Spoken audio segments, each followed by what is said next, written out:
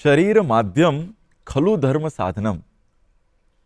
મતલબ કે આપણું શરીર છે ને એક માધ્યમ છે કોઈ પણ કાર્યને કરવા માટે. અને શરીર સ્વસ્થ અને મસ્ત તો મોજ પડી જાય. નમસ્કાર, હું હિતાંશ. ગુડ મોર્નિંગ ગુજરાતમાં આપનું સ્વાગત છે. નમસ્કાર, હું રીતુ ગોરભટ્ટ અને સ્વાગત છે આપનું ગુડ મોર્નિંગ ગુજરાતમાં. મિત્રો, સવાર એક નવી ઉર્જાથી ભરેલી હોય છે અને શરૂઆતનું પણ એક પ્રેરક બિંદુ છે. અને જ્યારે શરૂઆત આવે ને ત્યારે કિસ્સાઓ ઘટે, ઘટનાઓ બને અને સફરની એક શરૂઆત પણ થાય છે.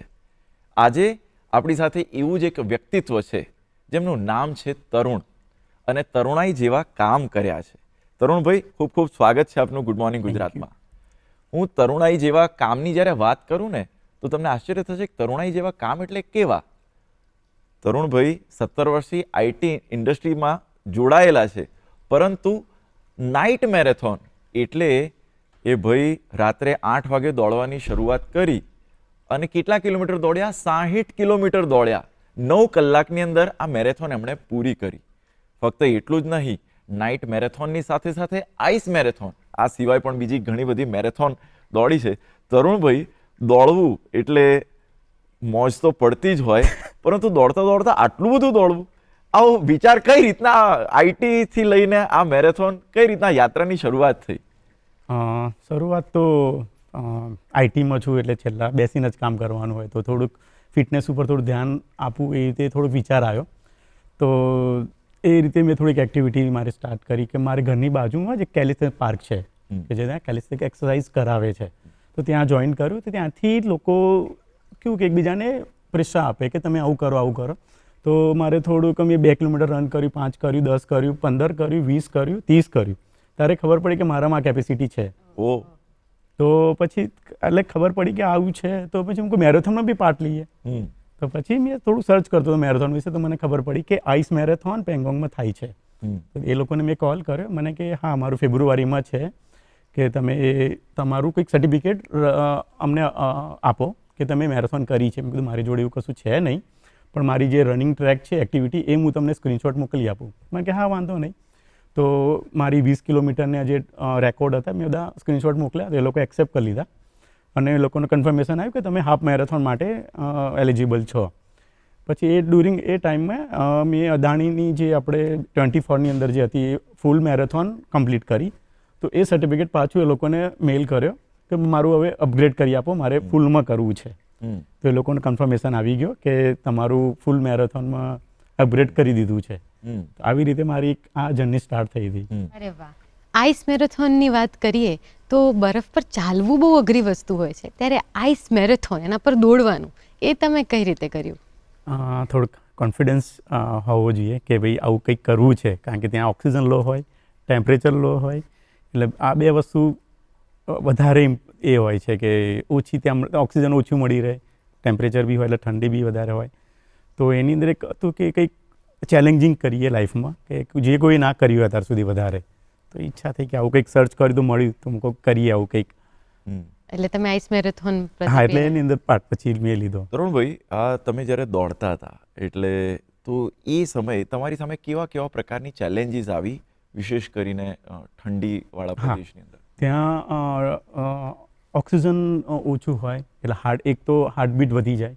જેવું તમે રન સ્ટાર્ટ કરો, થોડાક સ્પીડમાં ચાલુ કરો તો તરત જ હાર્ટબીટ ઉપર આવી જાય. એટલે તમારે હાર્ટબીટ કંટ્રોલ કરવા પડે, કે તમારે ઓછી સ્પીડ થોડીક ડાઉન કરીને એ કંટ્રોલમાં લાવવી પડે. શ્વાસ તમે કેવી રીતે લો છો, કારણ કે જો તમે નાકથી શ્વાસ લો તો ઠંડી હવા આવતી જ હોય, મોંથી બી લો તો ઠંડી હવા અંદર જાય. એટલે એ બી છે કે અંદર એક છાતીની અંદર ઠંડુ આખું થઈ જતું હોય. એટલે એ બી એક ચેલેન્જિંગ છે કે એ બી સંભાળો, એટલે જોવું પડે કે બીજો કોઈ પ્રોબ્લેમ ના થાય. અને સૌથી અઘરું તો હું એવું માનું છું કે જ્યારે 50 કિલોમીટર એટલે આમ 42 કિલોમીટરની મેરેથોન હોય તો એની અંદર એવું બને કે 35 કિલોમીટર તો દોડાઈ જાય, પરંતુ સૌથી અઘરું જે લાસ્ટ 2-5 કિલોમીટર હોય તો એ સમય કઈ રીતના મેનેજ કરો? છેલ્લા 2 કિલોમીટર ત્યાંના જે હતા તો એક વખતે વિન્ડ ચાલુ થઈ ગઈ હતી. તો સામેથી વિન્ડ આવે, નીચેથી આઈસના જે કણ હોય એ ઉડીને આવે. તો લિટરલી ત્યાં ઊભું રહેવું પડતું હતું કે હવે કેવી રીતે જઈશ આગળ. તો થોડુંક માઇન્ડસેટ બનાવવું પડે કે બસ 2 કિલોમીટર છે તો પતાવી દઈશું હવે આને. તો એક માઇન્ડસેટ કરવું પડે છે એના માટે. બિલકુલ. તો આઈસ મેરેથોન માટે તમે તૈયારી કેવી રીતે કરી? એ એન્વાયરમેન્ટ તો આપણે અહીંયા છે નહીં, તો જનરલી જે આપણે રૂટીન જે 5 કિલોમીટર 10 કિલોમીટર કે જે રનિંગ કરીએ, કોર એક્સરસાઇઝ કરીએ, બસ એ જ કરી હતી. પછી ત્યાં જઈને થોડુંક એન્વાયરમેન્ટ જોયું, કારણ કે એ લોકો 15 દિવસનો આખી જે ટ્રીપ હતી. તો ત્યાં મોર્નિંગની અંદર સવારે 6 વાગે ઉઠીને થોડુંક રનિંગ, વોકિંગ, પછી ખારદુંગલા બી ગયેલા. ત્યાં ડાઉનહિલ, લો એટલે હાઈ એટીટ્યૂડ, લો ઓક્સિજનની અંદર બી પ્રેક્ટિસ કરી 6 કિલોમીટર જેવી. તો ત્યાંથી કોન્ફિડન્સ આવ્યો કે આ થશે હવે. તો આવી રીતે થોડીક એક્ટિવિટી કરી તો કોન્ફિડન્સ આવી ગયો કે ના, પેંગોંગમાં કરી દઈશું હવે. આઈટી સેગમેન્ટની અંદર આમ કામ કરનારા લોકોનું ઘણું જીવન છે ને આમ બેઠાડું રહેતું હોય, કેમ કે સિસ્ટમની સામે જ કામ કરવાનું વધુ રહેતું હોય, અને એની સાથે સાથે આવા પ્રકારની એડવેન્ચરસ એક્ટિવિટી. તો તમે આઈટી અને એડવેન્ચરસ એક્ટિવિટી આ બંનેમાં કઈ કઈ બાબતોને તમે સિમિલર જુઓ છો? સિમિલર આઈટીમાં બી ચેલેન્જીસ હોય છે, કારણ કે જે ટાસ્ક હોય, જે કામ હોય એમાં બી ચેલેન્જ હોય કે આ કેવી રીતે કમ્પ્લીટ કરીશું. કોઈક વખત એવું બી થઈ જતું હોય કે ત્યાં મગજ કામ કરતું બંધ થઈ જાય કે સાલું આને કેવી રીતે કમ્પ્લીટ કરીશું, આ બગ છે કે શું કેવી રીતે કરીશું, પણ બીજા દિવસે એનું સોલ્યુશન મળતું હોય. સેમ વસ્તુ આમાં બી એવું જ છે કે ચેલેન્જ છે, કમ્પ્લીટ કરવી છે, તો બંનેમાં ચેલેન્જ છે જ. જી બિલકુલ. તો ચેલેન્જ એક્સેપ્ટ કરો, આગળ વધો. જી ખરી વાત. ત્યાં ક્યારેક એવું થયું કે પડ્યા હોય કે કંઈક બધા આજુબાજુ હસ્યા હોય કે, કારણ કે આપણા માટે બરફ પર પગ મૂકવાથી લઈને એ બધી તૈયારી કરવી અઘરી પડે, તો એવી કોઈ મોમેન્ટ કે તમને? મોમેન્ટ ત્યાં એક એવી મોમેન્ટ આવી હતી કે જ્યાં સ્લીપ થતાં રહી ગયા, કારણ કે ત્યાં નીચે થોડુંક પાણી, તડકાના લીધે થોડુંક પાણી આવી ગયું. તો બધાને ખબર હતી કે આ પટ્ટો જો થોડોક છે તો સ્લીપવાળો છે, પણ એટલીસ્ટ નીચે તો કોઈ નહોતું પડ્યું, હું બી નહોતો પડ્યો, પણ એ થોડુંક ઇનબેલેન્સ થઈ ગયું હતું. અને જ્યારે આવું થાય ત્યારે એકબીજાને બધા સપોર્ટને એવી રીતે સપોર્ટ કરે. ત્યાં આગળ સપોર્ટ માટે હોય જ છે કે જે તમને સંભાળી લે. કદાચ એવું બી લાગે કે કંઈક આગળ તકલીફ છે કે શું છે, મેડિકલ ચેકઅપ જરૂર હોય તો બી બધા રીતે સપોર્ટ મળી રહે. આમ દોડવું એ પોતાની અંદર, એટલે અત્યારે તો એવું બને કે ખૂબ લોકોમાં ઓબેસિટી એ બહુ પેલું વધતું હોય, જે તમે શરૂઆતમાં પણ વાત કરી કે ભાઈ બેઠા બેઠા એના માટે દોડવું બહુ સારામાં સારી એક્સરસાઇઝ છે. દોડવાના લીધે તમને લાગે છે કે બોસ આ વસ્તુ તમારા બોડીની અંદર, તમારા મનની અંદર કેળવાઈ જતી હોય, એવી કઈ કઈ બાબતો છે? દોડવાથી એક તમને કોન્ફિડન્સ આવે છે કે હું આ કરી લઈશ. મેં સ્ટાર્ટિંગ 2 કિલોમીટરથી જ કરી હતી, 2 ના 5, 7, 10, 15 ત્યાં સુધી એક 60 સુધી આવ્યો. તો એક તમને માઇન્ડસેટ બને છે કે મારે આ વસ્તુ કરવી છે, કોન્ફિડન્સ આવે છે. તો આ બધી વસ્તુઓ ઘણી બધી ઇમ્પ્રૂવ લાવે છે કે જે તમને કોન્ફિડન્સ વસ્તુ છે કે તમારે બધાની અંદર તમે કોઈ બી કામ કરો તો એની અંદર તમને ઇમ્પ્રુવમેન્ટ આપે. તો બહુ ઇમ્પોર્ટન્ટ વસ્તુ છે રનિંગ એક. જી. અત્યારે આ નવી વસ્તુ જોઈને યુવાઓ બહુ પ્રેરાતા હોય છે, અને આઈસ મેરેથોન એ શબ્દ જ આમ બહુ કૂલ લાગે. તો જો આપણા દર્શક મિત્રોમાંથી કોઈને આવી ઈચ્છા થાય કે મારે પણ આવું કરવું છે, તો એમને શું માર્ગદર્શન તમે આપો? ડેફિનેટલી કરવા જરૂરી છે, કારણ કે આઈસ મેરેથોન જો બીજી કન્ટ્રીમાં કરવા જઈએ તો 10-15 લાખ ખર્ચો થઈ જતો હોય છે, અને આ ઇન્ડિયાની અંદર જ છે આપણે, અને વધારે દૂર જવાની જરૂર નથી. પેંગોંગ, લેહ લદ્દાખ જવાનું છે, ફેબ્રુઆરીમાં થતી હોય છે, તો ડેફિનેટલી કરવી જોઈએ. એક એક્સપિરિયન્સ કરવો જોઈએ. એનામાં આશરે કેટલો ખર્ચ કે અંદાજ આવતો હોય? ખર્ચ ફ્લાઇટની ટિકિટ હોય છે, પ્લસ ત્યાં એ લોકોનું એવરી યર કદાચ ચેન્જ થતું હોય તો 70,000ની આસપાસ ત્યાંનું એ લોકો રહેવા પીવા, ખાવા પીવાનું બધું જ આવી જતું હોય છે, પણ એવરી યર થોડુંક ચેન્જ થતું રહેતું હોય છે. એડવેન્ચરસના ફિલ્ડની અંદર તમારા નેક્સ્ટ ગોલ કયા કયા છે? શું કલ્પના છે? નેક્સ્ટ ગોલ તો ડિફાઇન હજુ એવા ડિફાઇન નથી. એક 100 કિલોમીટરનો એક છે કે જે મારે કરવું છે. 60 સુધી તો આવી ગયો, એટલે 100 કિલોમીટર તમારે દોડવું છે, તો અહીંથી વડોદરા સુધી દોડવા જેટલું થાય. એટલે અમદાવાદ વડોદરા થઈ જાય. અમદાવાદ વડોદરા તો જેટલું થઈ જ જાય એટલું દોડતા આમ દોડવાનો ટાઈમિંગ જે જોઈએ, કેટલા કલાકની અંદર કેટલા કિલોમીટર દોડાતું હોય જનરલી? જો વોક કરીએ તો 1 કલાકમાં 5 થી 6 કિલોમીટર હોય, અને રન કરીએ તો કલાકની અંદર 9 થી 10. તો 1 કલાકમાં 9 કિલોમીટર કાં તો 10 કિલોમીટરની આસપાસ કરી શકીએ આપણે. બરાબર. થોડીક પ્રેક્ટિસ કરીએ તો વધારે બી થઈ શકે, પણ નોર્મલી આ રેન્જ હોય છે. આમ મેરેથોનની અંદર દોડતા પણ ઘણીવાર શ્વાસ ચડતો હોય, એટલે આમ કેવું છે કે દોડવું બટ સિસ્ટમેટિકલી દોડવું. કેમ કે તમારે ખૂબ લાંબી મજલ કાપવાની છે, તો એ સમયે આપણા બોડીને ટ્રેન કરવા માટે એટલે એની અમુક ટેકનિક્સ હોય, ટિપ્સ હોય, તો એમાં તમને શું લાગે છે કે જેને લાંબુ દોડવું છે? લાંબુ દોડવું હોય તો તમારે શાંતિથી થોડુંક ધીરેથી દોડવું પડે, અધરવાઇઝ એનર્જી જતી રહે, શ્વાસ ફૂલી જાય. એના માટે ના થાય આ બધી વસ્તુ, તો થોડુંક પેસ ટાઈમ ઓછો કરીને કરવું પડે. અધરવાઇઝ તમારે જો કમ્પ્લીટ ટાઈમ ઉપર કરવું છે તો તમે ફાસ્ટ રન કરીને એ કમ્પ્લીટ કરી શકો. એવું કહેવાય છે કે સ્પોર્ટ્સની કોઈ પણ એક્ટિવિટી તમને મનથી બહુ મજબૂત બનાવે. હા, અને તમે definitely. આ અચાનકથી જ તમને એવું મન થયું, તમે શરૂ કર્યું. તો આ સ્પેશિયલી આઈસ મેરેથોનથી તમને આમ લાઈફનો કોઈ એવો લેસન મળ્યો હોય કે જે તમે આના લીધે જ શીખ્યા, એવું કંઈ? લાઈફનો લેસન્સ તો એટલે જોવા જઈએ તો મેં મારી સ્કૂલની અંદર કોઈ એક્ટિવિટી નથી કરી. શું વાત! ઓ ખાલી no sports સ્કૂલની અંદર activity? ખાલી એનસીસી જે જોઈન કરી હતું એ જ. અધરવાઇઝ કોલેજમાં કોઈ એક્ટિવિટી નહીં, એટલે આવી સ્પોર્ટ્સ એક્ટિવિટી મેં કરી જ નથી. પણ આજે થોડુંક રૂટીનની અંદર ચેન્જ લાવવા માટે મને ખબર પડી કે મારા હિડન કંઈક છે મારાની Talent અંદર, તમે ટેલેન્ટ છે. શોધ્યું. એટલે પછી આ જોઈન મૂકો, ચાલો આ એક એક્સેપ્ટ કરીએ ચેલેન્જ કે કંઈક ડિફરન્ટ લેવલ છે. અને ફર્સ્ટ ટાઈમ આ થઈ હતી ફૂલ મેરેથોન, તો હું કહું ફર્સ્ટ ટાઈમ છે તો કરવી જ જોઈએ. અચ્છા, એટલે ફર્સ્ટ ટાઈમ થઈને તમને એવું થયું કે ના કર. હા, મારે કરવી જ છે આને. તરુણભાઈ, તમે આ આઈસ મેરેથોન દોડીને આવ્યા પછી લોકોના શું પ્રતિભાવ હતા, લોકોના ફીડબેક શું હતા? લોકો જ્યારે હું પ્રેક્ટિસ કરતો કે આ બધું જોયું, મને કે તું શું કરી રહ્યો છે આ એજ ઉપર, કે તારું કામ અલગ છે. આ લોકો એથ્લિકનું કામ છે, જે રૂટીન એથ્લિક જે વ્યવહાર એ લોકો કરતા હોય છે. મેં કીધું મારે કરવું છે. અને મેં જ્યારે પતાવીને આવે લોકો કીધું કે તે કમ્પ્લીટ કરી, તારે જે કરવું હતું એ તું કરી ન રહ્યો. એટલે માઇન્ડ લોકોનો નજરિયા બદલાઈ જાય છે જોવાનો, કે કારણ કે ખબર પડે છે લોકોને કે આ માણસને કરવું છે તો કરીને જ રહેશે. આ રનિંગને લઈને, મેરેથોનને લઈને પણ અલગ અલગ સ્થાનો પર, ગુજરાતમાં પણ વિવિધ સ્થાનો પર અલગ અલગ ક્લબ ચાલતા હોય છે. તો એમાં પણ લોકોને, એટલે લોકોની અંદર અત્યારે તમને શું લાગે છે, એના પ્રત્યેની જાગૃતિ વધી છે? આવી રીતના મેરેથોન દોડવું, આ તે એને લઈને તમને શું લાગે છે? હા, લોકો કરી રહ્યા છે અત્યારે, રનિંગ પ્રત્યે આવી રહ્યા છે. કારણ કે એ પોતાના માટે છે, બીજાના માટે તો કશું છે નહીં. પોતાની બોડી ફિટ રહે એના માટે છે, અને એક માઇન્ડસેટ રહે, બને કોન્ફિડન્સ પોતાની અંદર આવે, તો જો જોઈન કરવું જોઈએ. બિલકુલ. તમે ત્યારે ત્યાં ગયા, તમે કીધું બધા એથ્લીટ જ હોય વધારે, તો તમને ત્યાં કોઈ મળ્યું જે તમારી જેમ જ એક અચાનક? આંધ્રપ્રદેશનો હતો જેને 2.5 કલાકમાં એની નોર્મલ મેરેથોન કમ્પ્લીટ કરેલી હતી. ઓહ, તે અમુક લોકો જે હતા, ઓસ્ટ્રેલિયન જે હતો એને 3.5 કલાકમાં ફ્રોઝન મેરેથોન કમ્પ્લીટ કરી. અદ્ભુત. તો એમની પાસેથી શું શીખવા, જાણવા મળ્યું? કેવું રહ્યું એ લોકો બધા સાથેનો લોકો જોડે સંવાદ? બહુ મજા આવી, કારણ કે કંઈકનું કંઈક નવું, દરેકના જો અંદરથી કંઈકનું કંઈક નવું શીખવા મળે છે.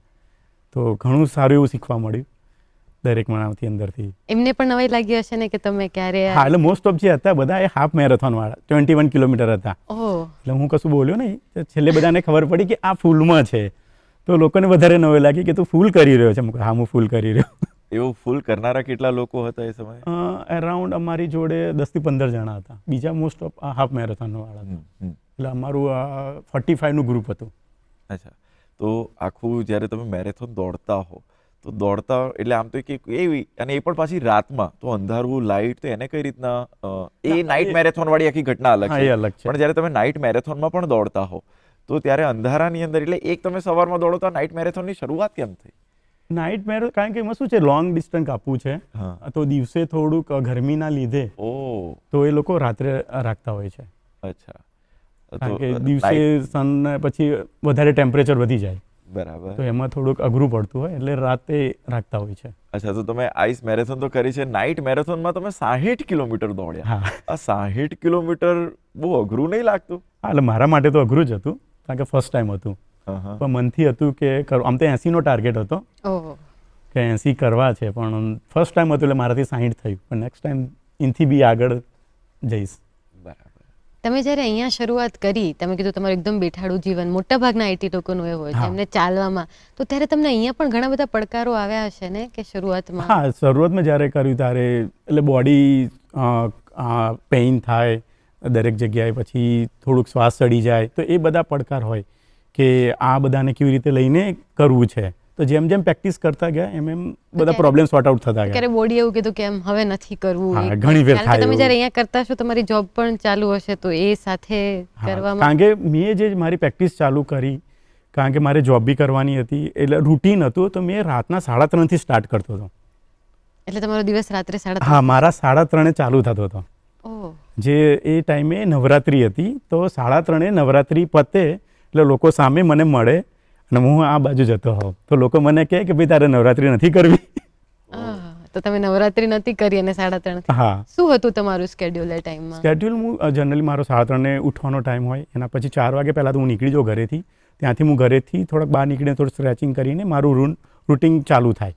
ત્યાંથી દોડવાનું એટલે 5 થી 10 ધીરે ધીરે વધારતો 20 કિલોમીટર સુધીનો ટાર્ગેટ કરી લીધો કે ભાઈ મારાથી 20 કિલોમીટર તો થઈ જાય છે. એટલે આ રીતે પ્રેક્ટિસ કરતો તો રહ્યો. 4 વાગ્યાથી કેટલા વાગ્યા સુધી તમે? સવારના 6 વાગ્યા સુધી. 6 વાગ્યા સુધી કન્ટિન્યુઅસ? હા, કન્ટિન્યુઅસ થોડો એ રીતે, કારણ કે મારો 7 વાગે કેલિસ્થેનિક એક્સરસાઇઝ માટે જાઉં ને તો એ લોકોનો 7 વાગ્યાનો ટાઈમ, એટલે એ બધું પતાવીને સીધો હું તે મારા પાર્કમાં જતો. તો ત્યાં મારી ફિટનેસની બીજી એક્સરસાઇઝના એ બધું કરતો. આ જે તમે વાત કરી કે શરૂઆતમાં એટલે પૂર્વ તૈયારી અને પશ્ચાત તૈયારી, એટલે મેરેથોન દોડ્યાની પહેલા શું કરવું અને દોડ્યા પછી શું કરવું? એકચ્યુઅલી મેં તો મારી રનિંગની પ્રેક્ટિસ એ માટે કરી હતી કે મારે ફિટ થવું છે. પછી મને ખબર પડી કે આ તો મારાથી થાય છે તો હું મેરેથોન બી કરી શકીશ. એટલે પછી મેં મેરેથોનની અંદર પાર્ટિસિપેટ કર્યું. બરાબર. એટલે મેરેથોન માટે પ્રેક્ટિસ શરૂ તો નથી જ કરી, પણ કરવા કંઈક ગયું અને બીજું કંઈક થઈ ગયું. હા, એટલે આ મેરેથોન તો ધારો કે તમે કીધું કે રાતની પેલી જે નાઇટ મેરેથોન વચ્ચે 9 કલાક દોડે તો વચ્ચે ભૂખ લાગે તો? હા, એ ત્યાં આગળ પોઈન્ટ હોય છે પીવા જમવા માટે, એટલે બસ બધી રીતે સગવડ હોય છે. આમ ખાઈને પણ પછી દોડાય? એટલે એટલું બધું ના હોય જમવાનું, થોડુંક જ હોય. ખાઈને ના દોડાય. હા, ખાઈને ના દોડાય. નોર્મલ જે પાણી કે જે બી હોય એ રીતે, એટલે એનર્જી ડ્રિંક્સ ડિહાઇડ્રેટ એટલે હાઇડ્રેટ રહેવા માટેના જે બી હોય સફિશિયન્ટ એ લોકો પ્રોવાઈડ કરે આપણને. બરાબર. દોડતા મનની અંદર વિચારો કેવા પ્રકારના આવતા? કેમ કે કોન્સ્ટન્ટ તમારે દોડવાનું છે, રસ્તો ખાલી છે, પણ સતત દોડવાનું છે. કેટલું દોડવાનું છે? પછી દોડ કરવાનું છે. 30 કિલોમીટરની આસપાસ થાય એટલે મનમાં એક વિચાર આવે કે આ મારી છેલ્લી મેરેથોન છે, આના પછી હું કંઈ નહીં કરું. એટલે મેન એક આ છે. પછી અમુક ટાઈમ એવો વિચાર આવે કે બધું પડતું મૂકો, નથી રન કરવું હવે.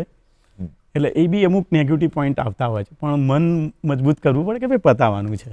બિલકુલ. દર્શકો, તમે અત્યારે દોડવાની આખી વાતો ચાલી રહી છે, તમારા મનને થોભવા ના દેતા. અત્યારે સમય થયો છે એક બ્રેકનો. ગુડ મોર્નિંગ ગુજરાત કાર્યક્રમમાં લઈશું એક નાનકડો વિરામ.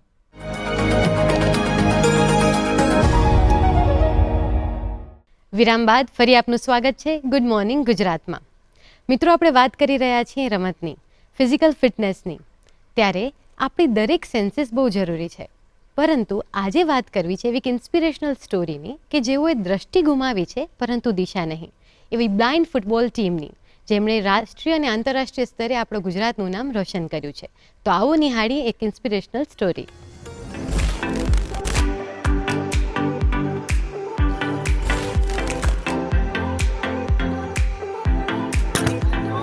કોઈપણ ક્ષેત્રમાં સફળતા હાંસલ કરવા માટે સૌથી વધુ જરૂરી હોય છે મહેનત અને સાતત્યતા. ગુજરાત બ્લાઇન્ડ ફૂટબોલ ટીમના પ્લેયર્સ પણ સતત અભ્યાસથી પોતાની આવડતને વધુ વિકસાવવાના પ્રયત્નો કરી રહ્યા છે. નોર્મલ ફૂટબોલનું વસ્તુ આમાં વધારે અલગ નથી, પણ છતાં થોડોક ડિફરન્ટ છે કે ફૂટબોલ ત્યાં સાઇટેડ આપણે 11 પ્લેયર હોય છે અને આમાં કીપર સાથે 5 પ્લેયર હોય છે. 5 સાઇડ ઓફ પ્લેયર હોય છે, એટલે 5 પ્લેયર હોય છે. એમાં 4 B1 પ્લેયર હોય છે જે પ્લે કરે છે અને એક કીપર હોય છે જે સાઇટેડ પર્સન હોય, એટલે એક નોર્મલી દેખી શકતો હોય સામાન્ય વ્યક્તિ. અને આમાં ટફ ગેમ એટલા માટે સાંભળીને વધારે સાંભળવાનું વાય, અને જો કે બોડી સ્ટ્રોંગ તો સાઇટેડમાં પણ આમાં પણ સ્ટેમિના તો વધારે જોઈએ છે, પણ આમાં ક્યાંક થોડોક ડિફરન્ટ કરે છે કે ગ્રાઉન્ડની સાઇડ થોડી ડિપેન્ડ કરે છે.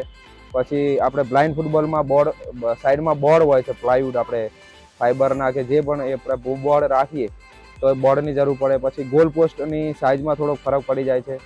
અને પ્લેયર ટોટલી બ્લાઇન્ડ એટલે પટ્ટી આંખ ઉપર બાંધવામાં આવે અને વાય બોલવું પડે. તો આ બધું થોડુંક સાંભળવાનું અને એક ગ્રાઉન્ડનું ઓરિએન્ટેશન એ થોડો ક્યાંક ફરક પડે જાય, બાકી વધારે ડિફરન્ટ નથી કરતો.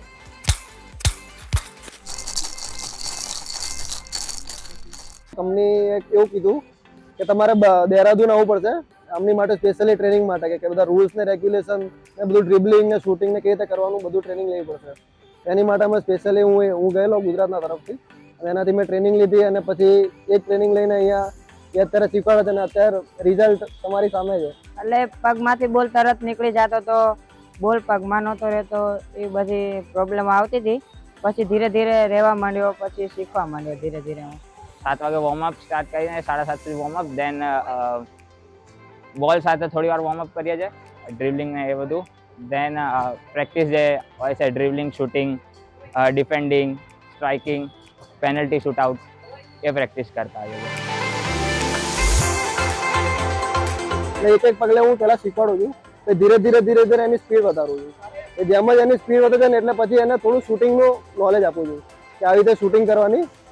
શૂટિંગ થયા પછી ડ્રિબલિંગ અને શૂટિંગ બેઉ શીખવાડવું જોઈએ. ડ્રિબલિંગ અને શૂટિંગ થયા પછી એને મેચ રમવાનું બતાવીએ છીએ કે આવી રીતે મેચ રમવાની છે. અને બધા બહુ એક જ નહીં 10 જાતની ટ્રેનિંગો છે, અલગ અલગ દરરોજે ટ્રેનિંગ કરાવવી પડે છે. અઠવાડિયામાં 6 વાર એમનો અલગ અલગ સેશન હોય છે. પેલા એ લોકોને એમ લાગતું હતું કે આ નહીં કરી શકે એમ. પછી જ્યારે હું રમવા ગયો ત્યારે એ લોકોને લાગ્યું કે હું કરી શકીશ એમ. પેલા ઘરેથી ના પાડતા હતા કે નહીં વાગી જશે, બીજું કાંઈ થશે એમ. અત્યારે કે છે તું રમ એમ, બીક રાખ્યા વગર રમ. આજે ગુજરાતમાં લગભગ 8 ડિસ્ટ્રિક્ટ પાસે પોતાની બ્લાઇન્ડ ફૂટબોલ ટીમ છે, જેમાંથી ખેલાડીઓને ગુજરાત બ્લાઇન્ડ ફૂટબોલ ટીમમાં સામેલ કરવામાં આવે છે. હમણાં જ રમાયેલા સાઉથ વેસ્ટ ઝોનલ ફૂટબોલ કોમ્પિટિશનમાં Gujarat men's football team runners up, જ્યારે Gujarat women's football team champion રહી હતી. કોરોના પછી ફૂટબોલનો ક્રેઝ બહુ વધી ગયો, એટલે ઘણા બધા પ્લેયરો જોડાઈ ગયા છે અને અત્યારે વુમન્સ પણ જોડાય છે. ઘણી બધી ગર્લ્સ એટલે છોકરીઓ પણ રમે છે અને એ લોકોનું પણ અમે આપણે અંજન મંડળ અને અમારા સંકેત સર છે કોચ છે અને અંજન મંડળના અને સાથ સહકારથી ચાલુ કર્યું. તો આજે છોકરીઓનું પણ ફૂટબોલ રમાય છે અને બોયઝનો પણ રમાય છે. હાલમાં 2 વર્ષમાં બધા બહુ અચીવમેન્ટ છે. એમ જોવા જઈએ તો કમસે કમ 6 થી 7 ટ્રોફીઓ તો આવી જ છે. 4 ઇન્ટરનેશનલ પ્લેયર થયા છે અત્યારે ફિલહાલ ગુજરાતમાં, જે ઇન્ડિયાને રિપ્રેઝેન્ટ કરે છે. વુમન્સમાં 2 છે અને મેન્સમાં 2 છે. અને એક તો આપણા વિષ્ણુ ઇન્ડિયાનો હમણાં કેપ્ટન રહેલો છે હમણાં હાલમાં. અને એક હજી ખુશખબરી આ છે કે હમણાં વર્લ્ડ કપ બર્મિંગહામ ખાતે જે રમાશે વુમન્સ બ્લાઇન્ડ ફૂટબોલ, એમાં આપણી 3 છોકરીઓ ગુજરાતની હમણાં જ હશે, આશા, નિર્મા અને પૂજા. એટલે એ બહુ ખુશીની વાત છે. જ્યારે અમે આઉટ ઓફ કન્ટ્રી જઈએ અને જ્યારે આઉટ ઓફ કન્ટ્રી સાથે રમીએ તો અમુક જે અત્યારે ફર્સ્ટ સેકન્ડ નંબર ઉપર અર્જેન્ટિના, બ્રાઝિલ છે, તો એ લોકો સાથે પણ અમે રમ્યા. તો આપણી જ્યારે ઇન્ડિયા 32 નંબર ઉપર જ્યારે સ્થાન ઉપર હતી અને આ વર્ષે જ્યારે રેન્કિંગ ઓપન થયું 2023નું, તો આમાં ઘણી વખત અમે એશિયન ચેમ્પિયનશિપ રમ્યા, એની પહેલાં વર્લ્ડ ગ્રાન્ડ પ્રી ટુર્નામેન્ટ રમ્યા હતા. તો એ સારી ટીમો સાથે અમને રમવા મળ્યું અને એ લોકોની ગેમ જોઈને અમને ખબર પડે કે આપણી કેટલી ગેમ ડેવલપ કરવા જેવી છે. તો એના પછી અમે ઘણું બધું ઇમ્પ્રૂવ કર્યું ને આજે ઇન્ડિયા 14 નંબર ઉપર વર્લ્ડ રેન્કિંગમાં છે અને ઇન્ડિયાની ગેમ પણ ઘણી બધી ડેવલપ થઈ, ગેમ ફાસ્ટ થઈ છે. આવી ઇન્સ્પિરેશનલ સ્ટોરી આપણે જોઈ ત્યારે તરુણભાઈ પૂછવાનું મન થાય કે આ જેન ઝી રીલવાળી જનરેશન છે, એમને દોડતા કરવા હોય તો એમને કઈ રીતે ઇન્સ્પાયર કરી શકાય? એ લોકો અવેરનેસ વધારવી પડે કે રનિંગથી શું ફાયદા થાય. એ લોકોને કારણ કે શું છે કે રીલ જોતા એ કંઈ મળવાનું નથી. એટલીસ્ટ તમે રનિંગ કરશો તો કંઈક ફિટનેસ થશે, માઇન્ડસેટ બનશે, તમારું કોન્ફિડન્સ વધશે, ઘણા બધા એના ફાયદા છે. તો અવેરનેસ લાવવી પડે એના માટે કે શું ફાયદા છે. આમ જે શરીર ફિટ અને મન ફિટ તો બીજું બધું જ હિટ એવું ડેફિનેટલી. હે ને? હા. તો આ શરીર માટે દોડવું, હવે દોડવાની પણ અલગ અલગ ટેકનિક હોય. એક ભાગ કેવો છે કે કોન્સ્ટન્ટ દોડવું, ફાસ્ટ પેસ ઉપર દોડવું. બીજું એવું છે કે મધ્યમ ગતિ સાથે સતત દોડવું. તો સારી ટેકનિક શું હોઈ શકે? તમારું બોડી આગળની તરફ બેન્ડ રહે, પાછળની તરફ બેન્ડ રહે, શ્વાસ નાકથી લો, મોંથી લેવો. તમારા મતે સારી રીતના દોડવું, મેરેથોન રનર બનવું હોય તો શું કરવું જોઈએ? એમાં ટેકનિક ને ટિપ્સ શું હોય શકે? તમે 2 વાત કરી કે પહેલી વસ્તુ કે તમારે કિલોમીટર કાપવા છે. કિલોમીટર કાપવા છે તો શાંતિથી પેસ ટાઈમ થોડો એ લઈને તમે રન કરો અને તમે મુંહથી નાકથી શ્વાસ લો, આરામથી ઇઝી રહેશે. અને જો શોર્ટ ડિસ્ટન્સમાં કાપવું છે તો તમારે ફાસ્ટ રન કરવું પડશે કારણ કે ડિસ્ટન્સ ઓછું થઈ જાય છે. અને રનિંગ માટે જે પોઝ જે હોય છે કે જે નોર્મલી થોડીક નોર્મલ જ હોય છે, કંઈ એવું નથી કે, પણ એના માટેના રનિંગના શૂઝ એક તમારે સારા લેવા જોઈએ કે જે તમને પગની અંદર કમ્ફર્ટ આપે, કે જે તમને પોશ્ચર આપે, કે તમને ગ્રીપ આપે. એ મેન ઇમ્પોર્ટન્ટ છે, એ રાખવું જોઈએ. પછી અમુક લોકો યુઝ બી કરતા હોય છે કે વધારે રન કરવું હોય તો જેલ હોય છે, એનર્જી જેલ હોય છે, પાણીના જોડે રાખતા હોય છે. આ બધી વસ્તુઓ છે કે જે બધી જરૂરી છે ત્યાં આગળ. જી. તમને આગળ લાઈફમાં એવો ઓપ્શન મળે કે મેરેથોનના ઘણા બધા પ્રકાર છે, તમે આઈસ મેરેથોન કર્યું, તો એવી રીતે ડેઝર્ટ મેરેથોન કે બીજા કયા પ્રકાર હોય છે એમાં તમને જવાની ઈચ્છા? મારી એક ઈચ્છા છે પણ આઈસ જ છે, આઈલેન્ડની અંદર કરવાની. અને બીજી બી એક એવી ઈચ્છા છે કે વર્લ્ડ વાઇડ મેરેથોન થતી હોય છે કે જે અલગ અલગ કન્ટ્રીઓના હોય છે કે 6-7 કન્ટ્રી છે કે જે એની અંદર મેરેથોન થતી હોય છે અને બધાનું જ એક તમને મેડલ મળતું હોય છે. તો એ બી એક ઈચ્છા છે કે આ કરવી છે એમ. બિલકુલ. દોડવું અને ક્યારેક ક્યારેક મનની અંદર ડિમોરલાઇઝ થાવ કે યાર છોડો ને, તમે જેમ પહેલાં શરૂઆતમાં વાત નથી કરી ડિપ્રેશન આવે, બોસ આ છેલ્લી મેરેથોન, તો એ છેલ્લી મેરેથોન એવું નક્કી કર્યા પછી એ ફરી દોડવું, આવું મન શિફ્ટ કઈ રીતના થાય? એ તો છે મેન ઇમ્પોર્ટન્ટ કે તે તમને સ્ટ્રોંગ બનાવે છે. કારણ કે તમે વિચારો છો કે નેગેટિવ થોટ, પછી તમે એના પાછા પોઝિટિવ પર લાવો છો કે મારે તો પતાવવું છે આ. અને એના પછી બી એ મેરેથોન કમ્પ્લીટ કર્યા પછી હું બીજી મેરેથોન માટે રજીસ્ટર કરું છું બીજા દિવસે. એક્ઝેક્ટલી. એટલે આ શિફ્ટ કઈ રીતના આવે? એટલે એ માઇન્ડસેટ તમારું બનાવે છે કે ભાઈ મારે આ વસ્તુ કરવી છે તો હું કરીને રહીશ. તમને એવું લાગે કે બોડી જોડે જેટલું આપણે કામ લઈએ એટલું ઓછું, અને એક તબક્કો આવે કે પછી બોડી પણ ભૂલી જાય થાક, શું એવું થાય? હા, એ વચ્ચેના જે અમુક જે ટાઈમ આવતો હોય છે એ તમને પેઇન ફીલ નથી થતું એમાં. બસ તમે કન્ટિન્યુઅસ આંખો મીચીને દોડી શકો છો.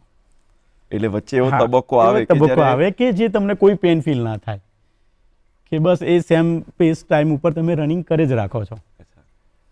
એક સૂત્ર એવું છે કે 99% done, 1% not done is equal to not done. બરાબર. તો જ્યારે તમે દોડતા હો, છેક અંતિમ કગાર ઉપર આવ્યા હો અને ત્યારે મન હારે તો પુશ કરો, અથવા એ સમયનો મનસ્થિતિ શું હોય ને એને ઓવરકમ કઈ રીતના કરવું?